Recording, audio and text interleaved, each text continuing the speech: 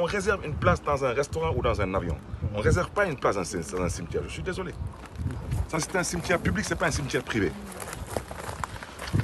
Voilà, kon ñu ngi ko dégg ne ba léegi moom mooy wax ci wàllu cimetière yi nga xam ne c'est réservé lii yëpp c'est à travers vidéo mooy ñu koy gisee ay vidéo yoo xam ne ay réservé la comme loolu tax le maire Barthélémy Dias wàcc fii nga xam ne mooy armée yi ci pour lijjanti loolu parce que dafa amoon benn koo xam ne dafa ñëw fii def vidéo ci lii la doon kaas si réservation yi parce que nag le maire tey jël na décision ne lépp luy réservation na dañ kon yi nga xam ne yéen a réservé woon dégg ngeen ko ngay jërew Dakar wax na kilifa gi wax na muy le maire Barthélémy Dias wax na wala xoolee lii yëpp c'est ay yoo xam ne dañ koy réservé waral tey mu ñëw def visite pour xool. Le cimetière n'était pas plein. Le cimetière s'est rempli avec ces histoires-là. Le cimetière n'était pas plein.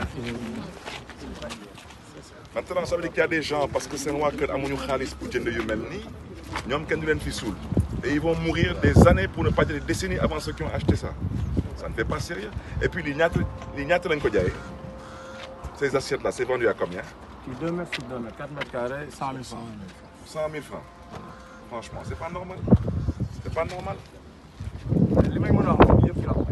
Je suis d'accord, mais ça doit arrêter. La personne qui a fait la vidéo là, on t'a remené au fil. Beaucoup. Hein?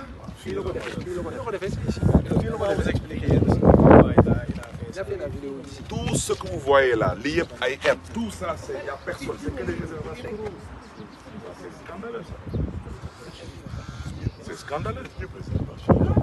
daanaka ku am xaalis mooy tëdd fi ku amul xaalis du tëdd fi donc ça na gars yi xool seen taxawaay ah man mosuma gis kuy jël.